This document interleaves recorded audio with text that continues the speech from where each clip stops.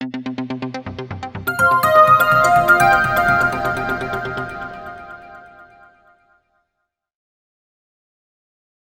Module contract of guarantee section 126 to 148।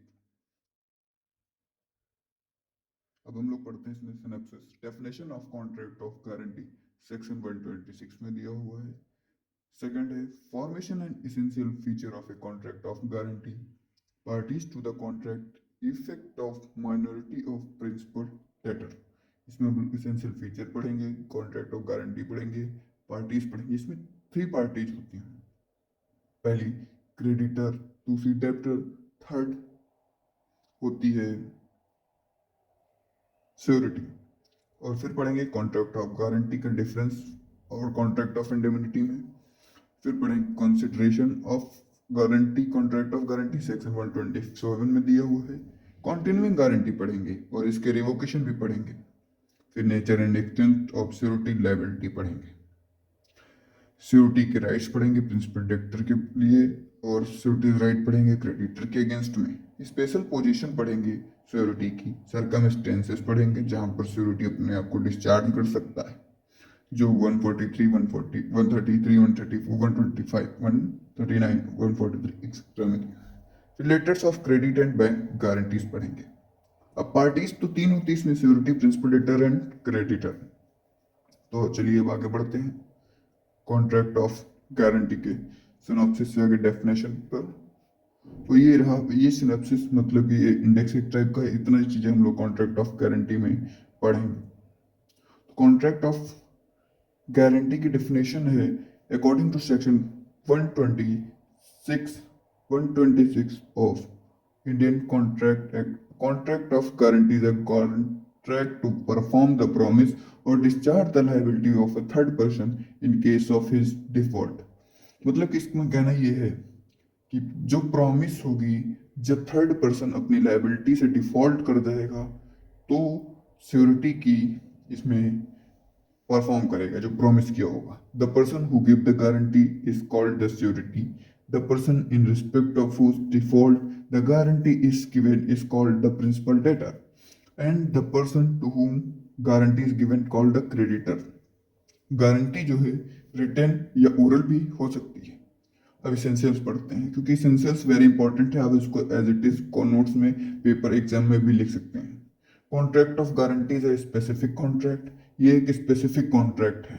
It is a contract compromising a promise to perform promise of third party, discharge of liability of third party. इसमें third party जो surety जिसको कहा गया वो promise करेगी और discharge भी कर सकते हैं। Performance arises in case of default of the third party. जो परफॉर्मेंस है श्योरिटी की वो अराइज होगी जब थर्ड पार्टी यानी कि प्रिंसिपल डेटर अपने राइट से डिफॉल्ट कर जाएगा। गारंटी जो है ओरल भी हो सकती है, रिटन भी हो सकती है। इसमें 3 पार्टीज होंगी, surety, principal debtor and creditor. ये एक स्पेसिफिक कॉन्ट्रैक्ट है। इसमें 3 पार्टीज होंगी, 3 कॉन्ट्रैक्ट भी होंगे। एक क्रेडिटर और श्योरिटी के बीच में, क्रेडिटर और प्रिंसिपल डेटर के बीच में, क्रेडिटर और प्रिंसिपल डेटर और श्योरिटी के बीच में। अब मेन डिफरेंस पढ़ते हैं। तो जो कॉन्ट्रैक्ट ऑफ इंडेमनिटी है सेक्शन 124 में डिफाइंड है। A contract by which one party promise to save the other from loss caused to him by the conduct of the promisor himself or by the conduct of any other person is called a contract of indemnity।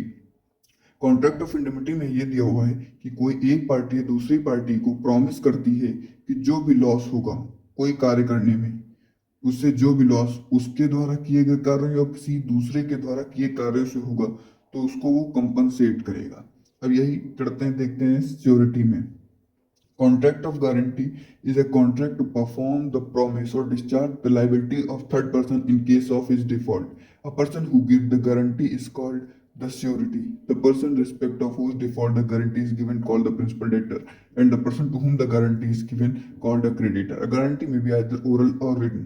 इसमें ये दिया हुआ है कि जब third person अपनी promise से discharge कर जाएगा या डिफॉल्ट कर जाएगा तो जो श्योरिटी है वो श्योरिटी अपनी गारंटी से अपनी वो लाइबिलिटीज को फुलफिल करेगा।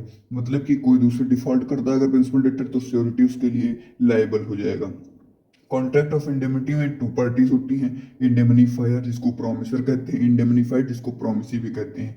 इंडेमनीफाइड को इंडेमनिटी होल्डर भी कहा जाता है। लेकिन इसमें तीन कॉन्ट्रैक्ट ऑफ गारंटी तीन पार्टीज होती हैं, creditor, principal debtor and surety. Contract of indemnity में केवल एक कॉन्ट्रैक्ट होता है between indemnifier and indemnity holder, लेकिन इसमें तीन कॉन्ट्रैक्ट होते हैं between principal debtor and surety, between principal debtor and creditor, surety और क्रेडिटर के बीच में।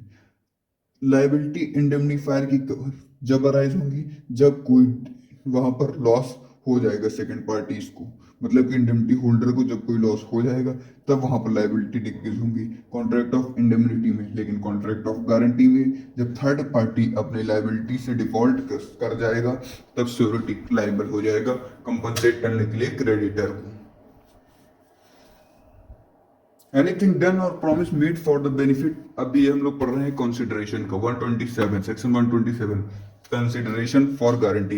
एनीथिंग डन और promise made for the benefit of the principal debtor may be a sufficient consideration to the surety for giving the guarantee.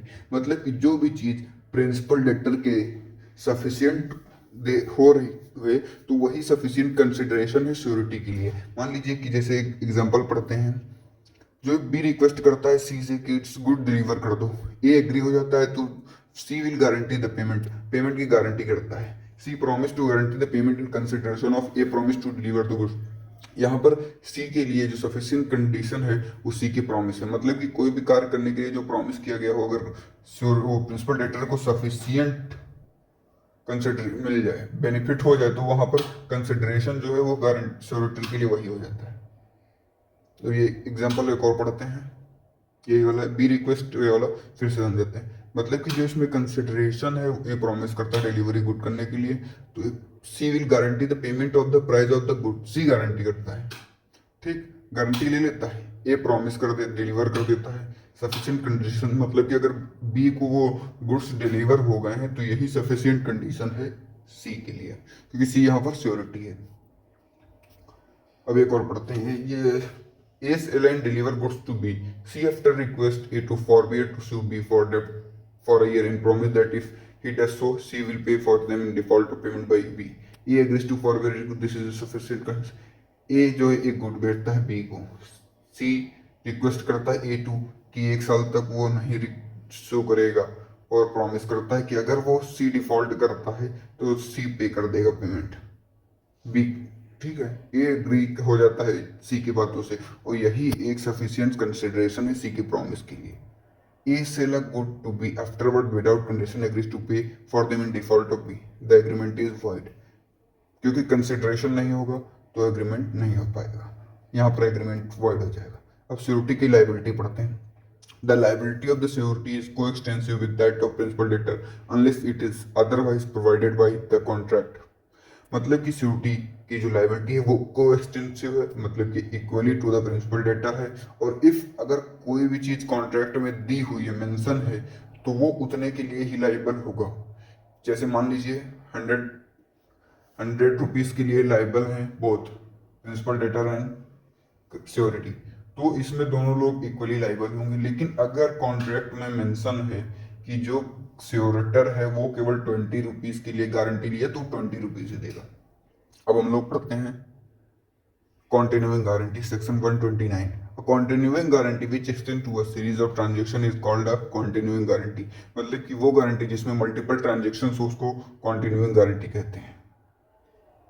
Series of transactions मतलब कि series में हो transaction जो भी हो रहे हैं कॉन्ट्रैक्ट की। इसमें एक एग्जांपल पढ़ते हैं ए वाला, A in consideration that will employ C in collecting the rent of बीस zamindari, promise be to responsible to the amount of 5,000 taka for the due collection and payment by C of those rent, this is a continuing guarantee. जो rent है वो monthly paid हो रहा है यहाँ पर, तो इसलिए यहाँ पर कॉन्टिन्यूइंग गारंटी जो 5,000 है वो मंथली पेड किया जा रहा है, तो इसलिए यहाँ पर कॉन्टिन्यूइंग गारंटी एग्जिस्ट करती है। अब ये पढ़ते हैं, a guarantee of payment to be of price of 5 sacks of flour to be delivered by B to C and to be paid for in a month। B deliver 5 sacks to C, C pays for them afterward 5 B delivered for sacks to C which C does not pay for, the guarantee given by A was not a continuing guarantee। And according he is not liable for the price of 4 6। मतलब कि B कोई good सी को deliver करता है, ए guarantee लेता है, वो 5 packets deliver हो जाते हैं और सी उसके लिए पेड कर देता है, लेकिन ए जो गारंटी होता है वो उसके लिए लायबल नहीं होता। रिवोकेशन ऑफ कॉन्टिन्यूइंग गारंटी पढ़ते हैं, सेक्शन 130 में दिया हुआ। देखो, कॉन्टिन्यूइंग गारंटी में भी time revoke by surety as for future transaction by notice to the creditor. 130 में नोटिस टू द क्रेडिटर के द्वारा रिवोक हो सकती है कॉन्टिन्यूइंग गारंटी, इतना आपको याद रखना है। मतलब कि जैसे मान लीजिए इसमें एग्जांपल तो लिखा है, इसको हम ये जैसे लिखा है तो ये नहीं बताएंगे, दूसरा बता रहे हैं। कोई चीज़ है, आप किसी से गारंटी करिए कि इसको मल्टीपल ट्रांजेक्शन्स में आप पे करिएगा, और फिर आपसे उस प्रिंसिपल डेटर से झगड़ा हो जाए या कुछ भी हो जाए, बातचीत हो जाए, तो आप लेटर से क्रेडिटर को नोटिस भेज सकते हैं कि हम यहाँ से अपनी लाइबिलिटी जो है ना डिस्चार्ज कर रहे हैं, लाइबिलिटी से डिस्चार्ज कर रहे हैं। अब ये एग्जांपल भी दिखा देते हैं आपको फिर।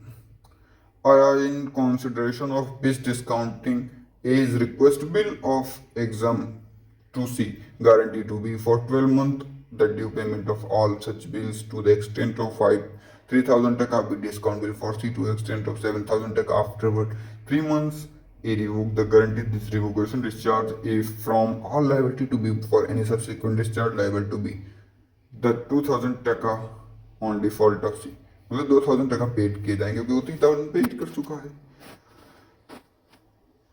अब पढ़ते revocation of continuing guarantee bye surety death, section 131।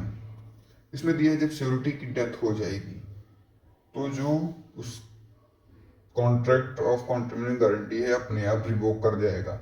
If अगर वहां पर मेंशन नहीं है कि उसका कोई भी इनहेरिटेंस जो भी है, मतलब सन है कोई भी है, वो आगे कॉन्ट्रैक्ट को चलाएगा। अगर वो उसमें कॉन्ट्रैक्ट में ये टर्म मेंशन है तो वहां पर श्योरिटी की डेथ का कोई भी इफेक्ट कॉन्टिन्यूइंग गारंटी में नहीं होगा। अब हम